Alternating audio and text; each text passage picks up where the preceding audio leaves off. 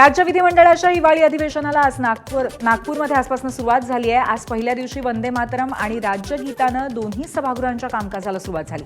त्यानंतर 75,286 कोटी रुपयांच्या पुरवण्या मागण्या विधानसभेत सादर करण्यात आल्या। मग शोकसभा प्रस्तावानंतर दोन्ही सभागृहांचं कामकाज दिवसाभरासाठी स्थगित करण्यात आलं। यंदा 8 डिसेंबर ते 14 डिसेंबर दरम्यान हे अधिवेशन पार पडणार आहे। याच मुद्द्यावरून काँग्रेस नेते नाना पटोले यांनी अधिवेशनाचा कार्यकाळ वाढवण्याची मागणी विधानसभा अध्यक्षांकडे केली। मात्र अध्यक्ष राहुल नार्वेकरांनी ही मागणी फेटाळून लावली। विधानसभेच्या हिवाळी अधिवेशनाच्या पहिल्याच दिवशी विधानसभेमध्ये सरकारतर्फे 75,000 कोटींच्या पुरवणी मागण्या सादर करण्यात आल्या। अतिवृष्टीग्रस्त शेतकऱ्यांसाठी शेतीची खतं, बी-बियाणं खरेदी करता 9,600 कोटींची निधीची तरतूद करण्यात आली। जमिनीतील वाळू, गाळ आणि क्षार काढून ती पूर्ववत करण्यासाठी 118 कोटी रुपयांची तरतूद करण्यात आली आहे। तर आपत्ती व्यवस्थापनाच्या कामांकरता 600 कोटी रुपयांची निधीची तरतूद करण्यात आली आहे। विरोधी पक्षनेत्यांसंदर्भात महाविकास आघाडी चांगलीच आक्रमक झाल्याचं पाहायला मिळालं। नागपुरात पार पडणारं हिवाळी अधिवेशन विरोधी पक्षनेत्यांच्या शिवायच होणार असल्याचं महाविकास आघाडीतील नेते त्यामुळे आक्रमक झाले। उद्धव ठाकरेंनी यावर भाष्य केल्यानंतर आता काँग्रेसच्या सर्व आमदारांनी विधानसभा अध्यक्षांची भेट घेतली। यावेळी विजय वडेट्टीवार, नाना पटोले, असलम शेख, ज्योती गायकवाड, अमीन पटेल यांच्यासह इतर आमदार उपस्थित होते। विरोधी पक्षनेते पदासंदर्भात काँग्रेस नेत्यांनी भेट घेतली होती। दरम्यान विरोधी पक्ष नेत्यासंदर्भात उद्योगमंत्री उदय सामंतांनी ठाकरेंच्या शिवसेनेचे नेते भास्कर जाधवांना टोला लगावलाय।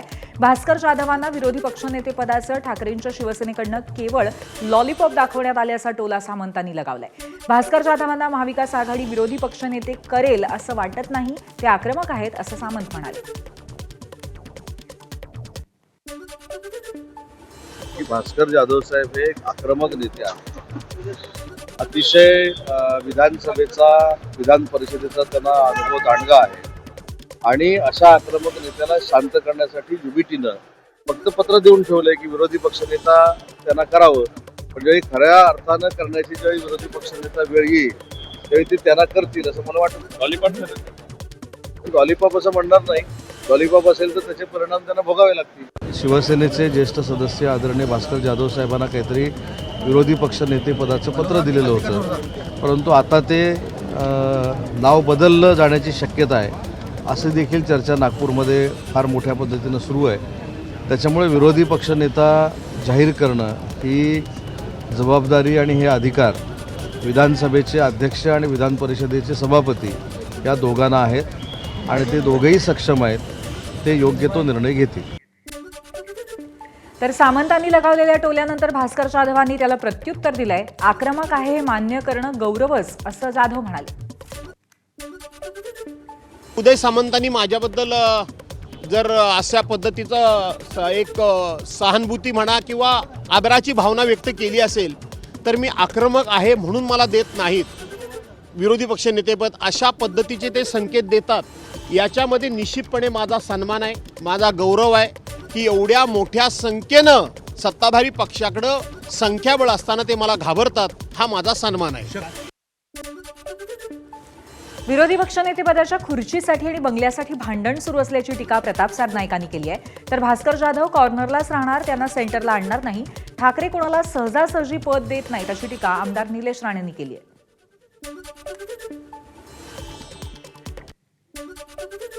विरोधी पक्षनेता देण्याची जबाबदारी ही सरकारची नसते किंवा मुख्यमंत्री किंवा उपमुख्यमंत्र्यांची नसते, ते अधिकार अध्यक्ष आणि सभापतींचे आहेत आणि त्यांनीही जाहीर केलेलं आहे की आम्ही योग्य तो निर्णय लवकरात लवकर घेऊ। त्यामुळे त्या विषयावर त्यांनी आरोप करण्याच्या ऐवजी राज्यातील शेतकऱ्यांना काय हवं आहे, कष्टकऱ्यांना काय हवं आहे, आमच्या महिलांना काय हवं आहे, आमच्या गोरगरीब सर्वसामान्य लोकांना काय हवं आहे याचा विचार करण्यापेक्षा फक्त त्यांना सत्तेचा मोह आहे, विरोधी पक्षनेत्याची खुर्ची मिळावी, त्यांचा बंगला मिळावा, त्यांचं कॅबिन मिळावं, यासाठी जर ही लोक भांडत असतील तर ते योग्य नव्हे। वेळोवेळी जेव्हा भास्करराव जाधवांचं नाव येतं तेव्हा आदित्य ठाकरेचं नाव स्वतःहून पक्षातून पुढे ढकललं जातं। ह्याच्यात गेम वेगळा आहे, लक्षात ठेवा। ठाकरे असे सहजासहजी कोणाला पद देत नाही। ठाकरे किंवा आदित्य ठाकरे, एक तरी ठाकरे त्या सभागृहात असेपर्यंत भास्करराव जाधव कधीच विरोधी पक्ष नेते बनू शकत नाही। दरम्यान काँग्रेस नेत्यांनी यावर प्रतिक्रिया दिली। खोटे कारभार बाहेर येतील याची सरकारला भीती वाटते अशी प्रतिक्रिया काँग्रेस नेत्यांनी दिली आहे।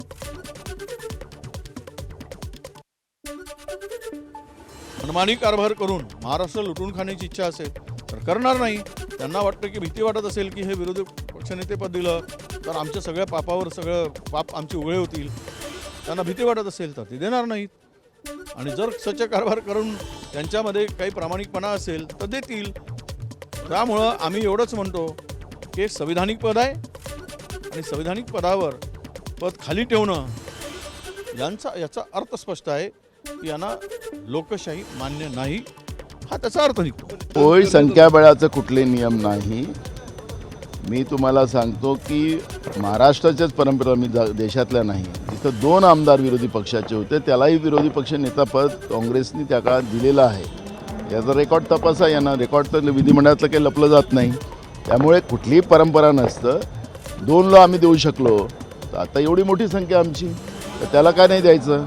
पण मी सुरुवातीला सांगितलं की हे बैमानी निवडून आलेले आहे, हे मॅनिक्युलेशननं निवडून आले आहेत, निवडणूक आयोगाच्या कृपेने निवडून आलेले आहेत, जनतेच्या कृपेने नाही. उपमुख्यमंत्री एकनाथ शिंदे यांचे 22 आमदार मुख्यमंत्री देवेंद्र फडणवीसांच्या हाती लागलेत असा मोठा दावा ठाकरे सेनेचे आमदार आदित्य ठाकरेंनी केलाय. हे 22 आमदार मुख्यमंत्र्यांच्या सांगण्याप्रमाणे वागतात असं आदित्य ठाकरे म्हणालेत. इतकंच नव्हे तर त्या 22 आमदारांचा एक व्हॉइस कॅप्टन असून त्या व्हॉइस कॅप्टनचे काय उद्योग चालतात हे सर्वांनाच माहीत असल्याचं आदित्य ठाकरेंनी म्हटलंय.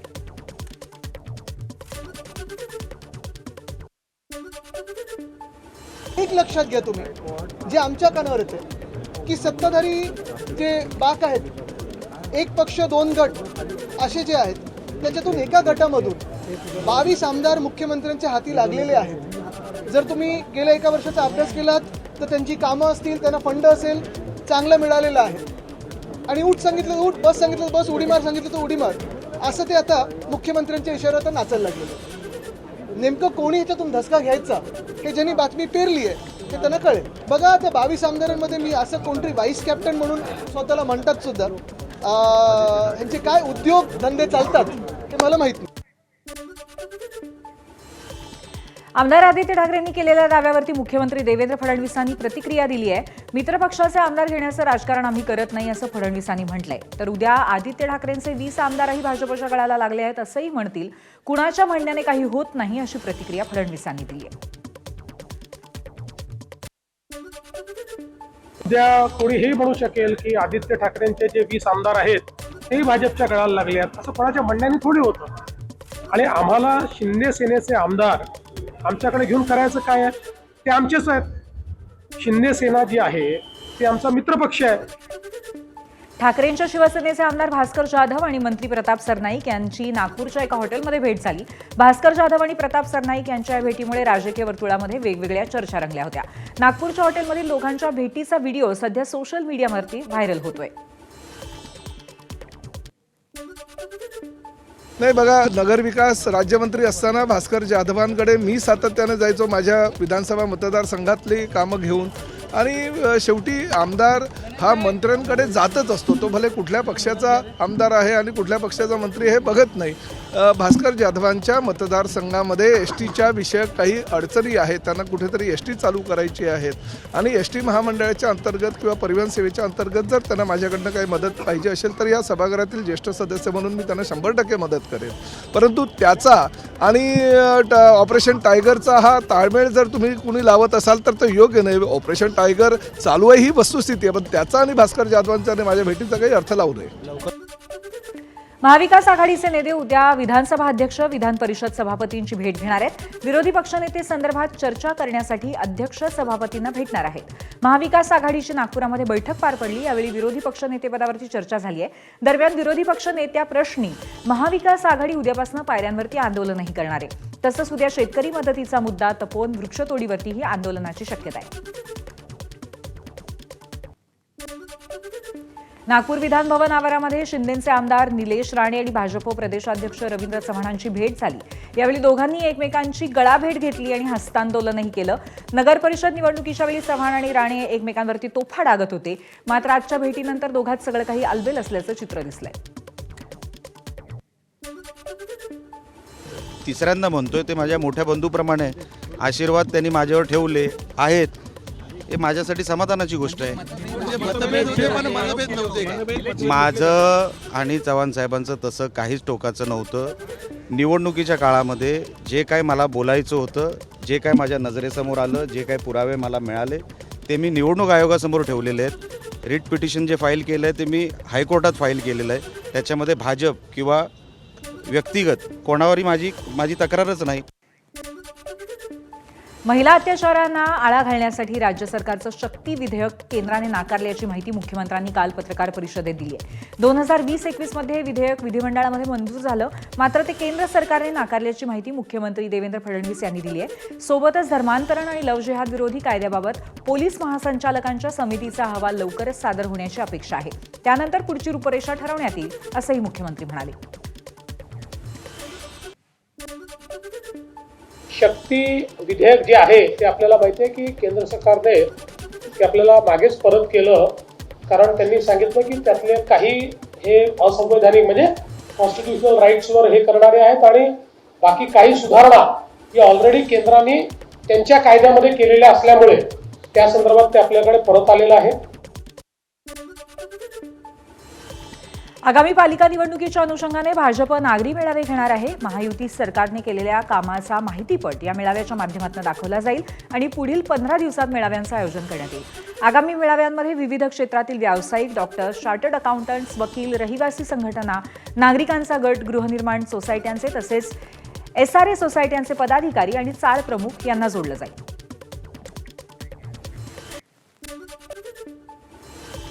राज्यातल्या अनेक भागांमध्ये थंडीचा कडाका आता जाणवायला लागलाय. धुळे जिल्ह्यामध्ये 10 अंश सेल्सिअसच्या खाली तापमान गेलेलं आहे आणि आज 5.4 अंश सेल्सिअस इतक्या नीचांकी तापमानाची नोंद करण्यात आली आहे. नाशिकच्या निफाडमध्ये तापमान घसरलंय आणि निफाडमध्ये 6.4 अंश सेल्सिअस तापमानाची नोंद झाली आहे. गेल्या 24 तासामध्ये तापमानामध्ये 4 अंश सेल्सिअसने घट झालेली दिसते. काल 11 अंश सेल्सिअस तापमान होतं, तर दुसरीकडे परभणीचं तापमान सुद्धा 6.6 अंशांवर आहे. यंदाच्या मोसमातील परभणीतील हे सर्वात नीचांकी तापमान आहे. त्यामुळे जिल्ह्यामध्ये हुडहुडी भरवणारी थंडी आहे. एबीपी माझा, उघडा डोळे बघा नीट.